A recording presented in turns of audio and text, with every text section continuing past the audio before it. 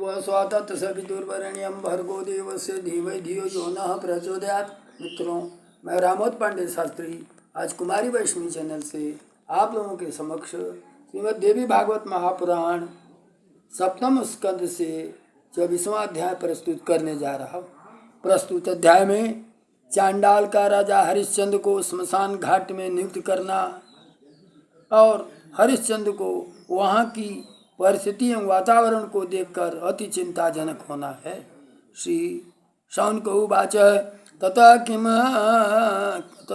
किम करोत् राजा चांडालस्य गृहे गतः तद्ब्रूहि सुतवर्यः त्वं पृच्छतः सत्वरहि मे।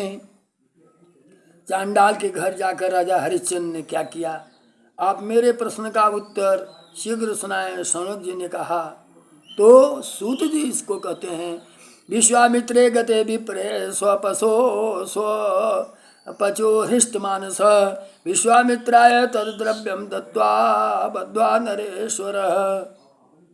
विश्वामित्र के चले जाने के बाद विश्वामित्र को दक्षिणा द्रव्य चांडाल लाकर दे देता, वो प्रसन्न होकर के चले जाते हैं।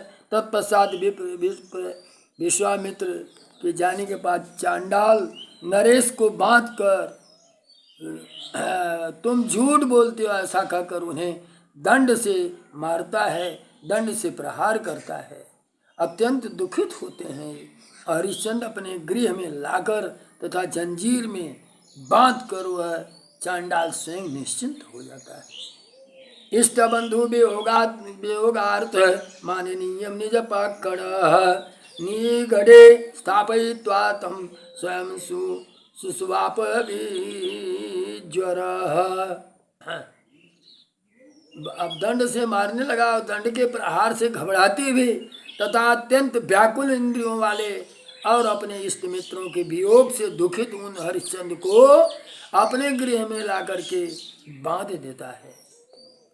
निकटस्थ ततो राजा वंश चांडाल पकड़ अन्नपाने परित्यज्य सदा वै दश शोचयत तन्वी दीनमुखी दृष्ट्वा बालं दीनमुखं परः मां स्मरन्ति सुखविष्टा मोक्षयिष्यति नो नृपः तात पार्श्व व्रजामीति रुदन्तं बालकं पुनः ततः तातेति भासन्तं तथा संबोधयिष्यति।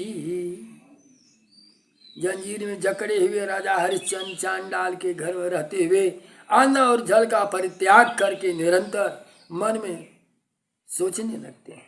उदास मुख वाली मेरी दुर्बल स्त्री, दीन मुख वाला मेरा बालक सम्मुख देखकर असीम कष्ट से भर जाती होगी और मुझे याद करके सोचती होगी कि धन अर्जित करके प्रतिज्ञा की गई दक्षिणा ब्राह्मण को देकर वे राजा हम दोनों को बंधन से मुक्त कर देंगे।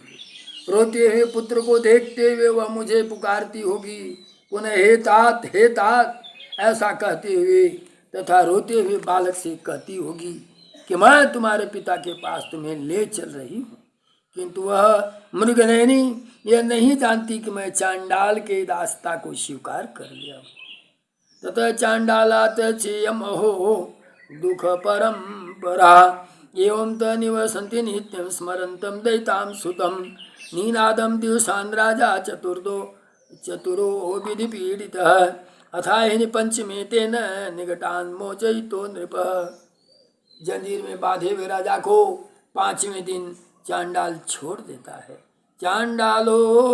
चांडाले नानु शिष्टस्य मृतचौलापहारणौ क्रुद्धेन परुषवाक्यैः निर्भत्स स पुनः।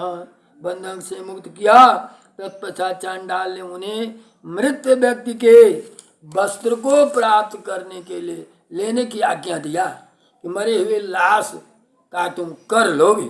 उस क्रोधी चांडाल ने अत्यंत कठोर वचनों का प्रयोग करके बार बार राजा हरिश्चंद्र को डांटता रहा। काशी के दक्षिण भाग में महान स्मशान है, तुम न्यायपूर्वक उसकी रखवाली करोगे, तुम्हें कभी भी वहां से हटना नहीं चाहिए। इसे जर्जर दंड को देखकर तुम अभी वहां चले जाओ, विलंब मत करो। दंड लेकर के घूमना देखना और सारा निगरानी करना। काश्या से दक्षिणे भागे श्मशानं विद्यते महतः तदद्रक्षस्व यथा न्यायं न त्याज्यं त्वया क्वचित् इमं जर्जरं दण्डं गृहीत्वं याहिमाचिरं वीरबाहबहोरयम् इदं दण्डम् इति घोषयसु सर्वतः। सूत उवाच कस्मिंश्चिदथ काले तु मृत्यला अपहारकः हरिश्चन्द्रो भवतराजा श्मशाने तद्वशानुगमः। कुछ समय के अंतर राजा हरिश्चंद्र चांडाल के वशवर्ती होकर के श्मशान में मृतकों का वस्त्र कफन ग्रहण करने लगे। मृतकों का वस्त्र लेने वाले उस चांडाल ने राजा को आज्ञा प्रदान की, तब उससे आदेश पाकर वे श्मशान चले गए।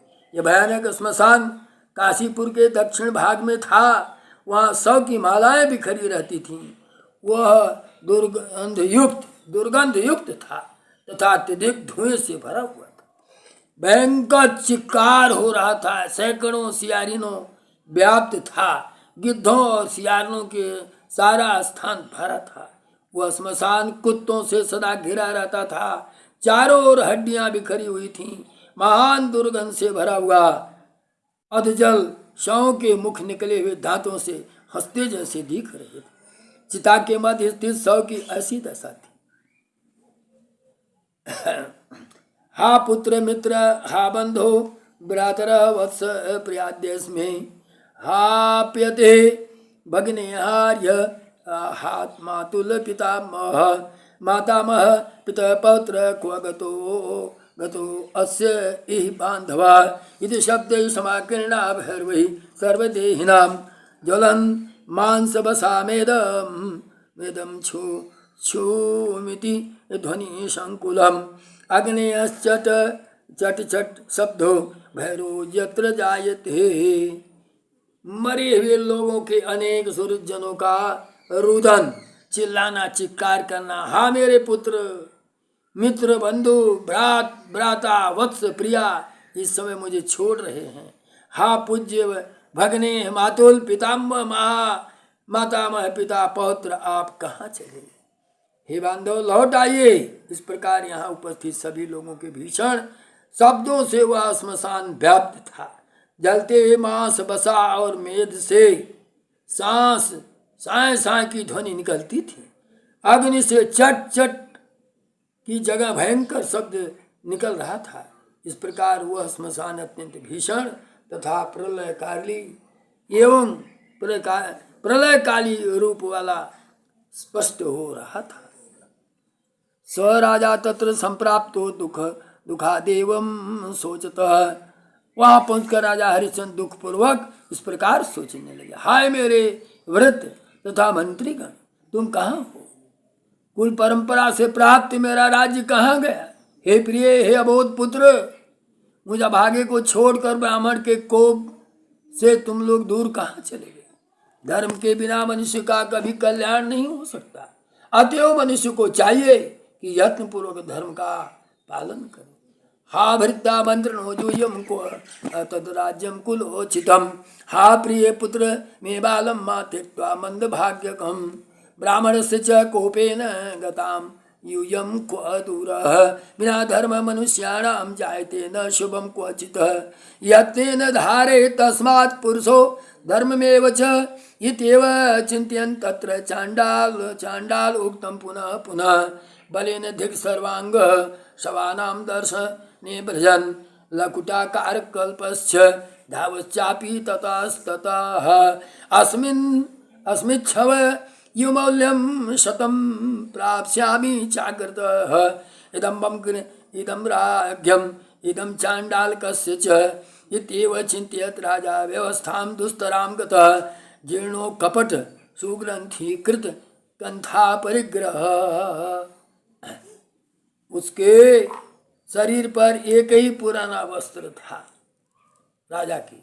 इस बात को चांडाल कहते हुए वचनों को वे पुनः सोचने लगे। मैल से लिप्त शरीर वाले तथा लकड़ी के समान दुर्बल देह वाले वे राजा शवों को देखने के लिए जाते थे। इधर उधर दौड़ते भी रहते थे। इस शव से यह मूल्य मिला, पुनः दूसरे से 100 मुद्रा मूल्य मिलेगा, ये मेरा है, यह राजा का है और ये चांडाल का है। इस प्रकार सोचते हुए राजा महान दुर्गति को प्राप्त हुआ। उनके शरीर पर एक पुराना वस्त्र था जिसमें बहुत सी गांठें लगी थी। एकमात्र कंथा गुदड़ी ही उनके पास थी। उनके मुख, हाथ, उदर और पैर चिता की राख एवं धूल से धूसरित थे। हाथों की अंगुलियां तरह तरह के मेद, वसा और मज्जा से सनी रहती थी और वे दुर्गंध युक्त श्वास लेते रहते थे। शवों के पिंडदानार्थ जो भाग बचता था उससे वे अपनी भूख मिटाते थे। शवों की माला पहनकर अपने मस्तक को मंडित किए रहते थे। हाय हाय, ऐसा बार बार कहते हुए न वे दिन में सो पाते थे और न रात में ही सो पाते थे। इस प्रकार महाराज हरिश्चंद्र ने 12 महीने 100 वर्ष के समान व्यतीत किए। नाना शव उदन कृत क्षुप्नि वृत परायण तदीय माल्यम संशेष कृतमस्तकम मंडलम न राजौ न दिवा शेते हाहेति प्रबदन मुहो एवं 12 मासास्तु नीता वर्ष शतोपमा।